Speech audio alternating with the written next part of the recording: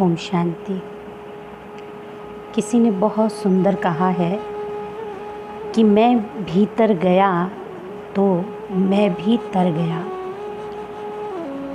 तो आज हम अपने भीतर उतर कर देखें। हमें सभी कहते हैं कि सेल्फ कॉन्फिडेंस होना चाहिए, पर सेल्फ क्या है? जो रूप मुझे आईने में दिखता है, क्या यही सेल्फ है? वास्तव में देखा जाए तो अगर हम सेल्फ की पहचान कहें, सेल्फ के बारे में जानें, तो कहीं ना कहीं दो चीज़ें निकल कर आती हैं, मैं कौन और मेरा कौन। आज इसी बात पर हम सब कुछ प्रकाश डालेंगे।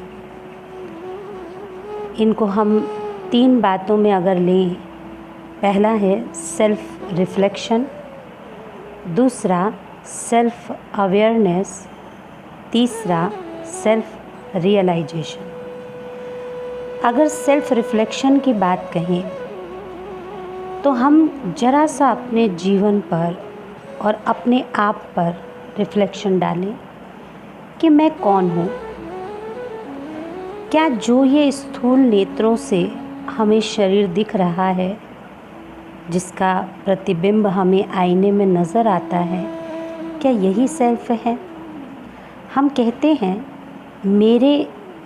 मेरा घर है पर मैं घर नहीं हूँ, मेरा परिवार पर मैं परिवार नहीं हूँ, मेरे हाथ पर मैं हाथ नहीं हूँ, मेरी आँख पर मैं आँख नहीं हूँ, मेरे कान हैं पर मैं कान नहीं हूँ। ऐसे ही कहते हैं मेरा शरीर है पर मैं शरीर नहीं हूँ। तो फिर मैं कौन हूँ? तो जवाब सुनने में आता है कि मैं अर्थात जीव, आत्मा। हाँ, लेकिन क्या हम अपनी उस स्वरूप को जानते हैं? क्या हमने उसे पहचाना है?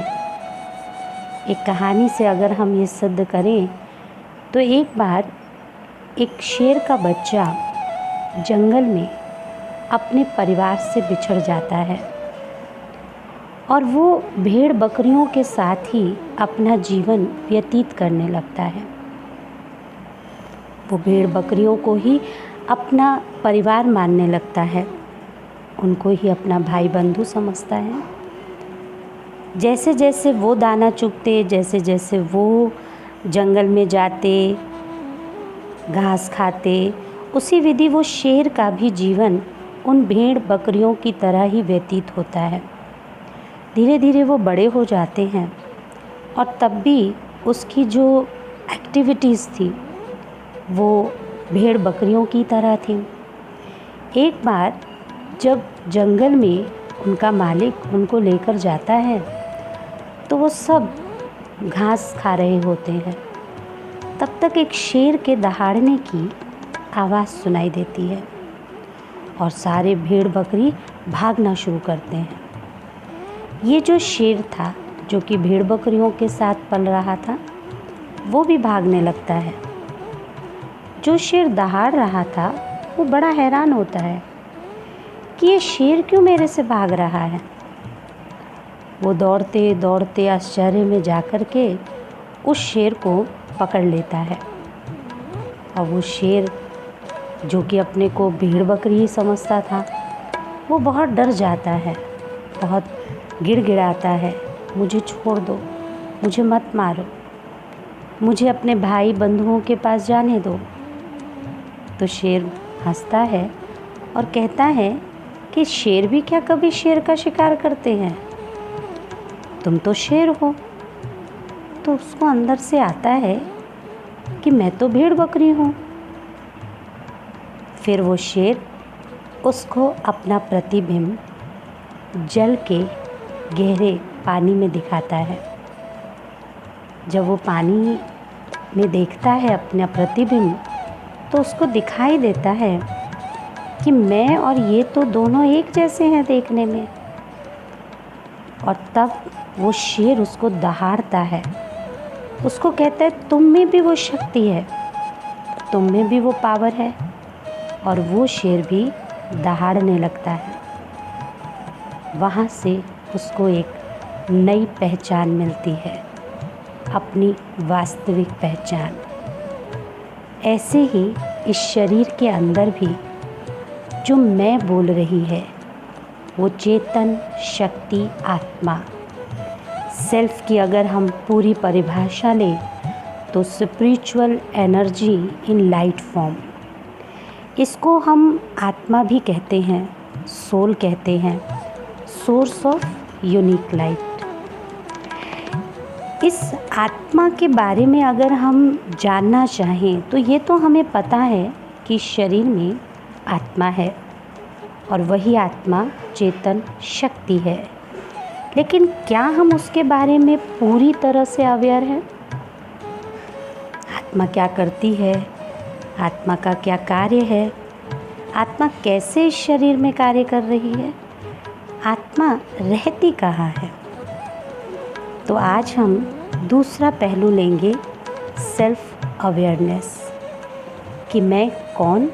मैं एक चेतन शक्ति आत्मा जो इस शरीर में मस्तक के बीचों बीच विराजमान है, जिसका निवास स्थान भ्रिकुटी के बीच कहा गया। बहुत सारे लोग इसको दिल में भी मानते हैं, लेकिन दिल का अगर हम बात कहें तो आज हार्ट प्लांटेशन कर दिया जाता है। अगर उसमें आत्मा होती तो वो भी परिवर्तन हो जाती। तो इस पूरे शरीर में कहाँ आत्मा विराजमान है? अगर हम देखें तो इस शरीर को रथ कहा गया है और आत्मा को रथी कहा गया है। अगर हम गाड़ी और ड्राइवर की बात कहें तो गाड़ी के अंदर ड्राइवर कहाँ बैठता है? जहाँ टोटल कंट्रोलिंग पावर है। ऐसे ही इस शरीर रूपी गाड़ी में भी मैं आत्मा भ्रिकुटी के मध्य विराजमान हूँ। इसको आज्ञा चक्र भी कहते हैं। आत्मा उस आज्ञा चक्र से अपने पूरे शरीर को आज्ञा प्रदान करती है। इसी की यादगार में भैया दूज, रक्षाबंधन या मंदिरों में हम तिलक लगाते हैं। तिलक लगाने का स्थान भ्रिकुटी है। हम अलग अलग स्टेट में जाएं तो भले ही पूजा की विधि बदल जाती है, लेकिन तिलक लगाने का स्थान वही रहता है। तो आत्मा इस शरीर में कहाँ है? तो भ्रिकुटी के मध्य में। आत्मा की 3 बहुत पावरफुल शक्तियाँ हैं, मन, बुद्धि और संस्कार। मन का काम सोचना है, बुद्धि उसका निर्णय देती है और फिर जो भी निर्णय हमारा हो, जब हम उसको प्रैक्टिकल कर्म में ले आते हैं तो वो संस्कार बन जाते हैं। ये तो थी सेल्फ अवेयरनेस की बातें। अब कुछ पल के लिए हम थोड़ा सा इसको रियलाइज़ करेंगे। कुछ पल के लिए शांति से एक स्थान पर बैठें, महसूस करें मस्तक के बीचों बीच एक चमकता हुआ सितारा। यही मेरी वास्तविक पहचान है। मैं आत्मा आँखों द्वारा देखने वाली, कानों द्वारा सुनने वाली, मुख द्वारा बोलने वाली एक चेतन शक्ति हूँ। मैं आत्मा इस शरीर में खेल खेलने के लिए आई। मुझ आत्मा का स्वधर्म शांति है। मुझसे शांति की प्रकंपन पूरे शरीर में प्रवाहित हो रही है। मेरा रोम रोम शांति के प्रकंपन से शांत होता जा रहा है, रिलैक्स होता जा रहा है। मैं शांत स्वरूप आत्मा हूँ। मैं शांत स्वरूप आत्मा हूँ। अब अपनी आप के अंदर को समझ पाएंगे, उस शक्ति को पहचान पाएंगे। हमारे ये सेल्फ की बात यही नहीं रह जाती है, इसको हम आगे भी करेंगे कि मन क्या है, मन के विचार क्या हैं, कैसे वो हमारे जीवन पर प्रभाव डालते हैं, बुद्धि क्या है, उसका कार्य क्या है। इन सभी बातों की हम आगे के सीरीज़ में चर्चा करेंगे। ओम शांति।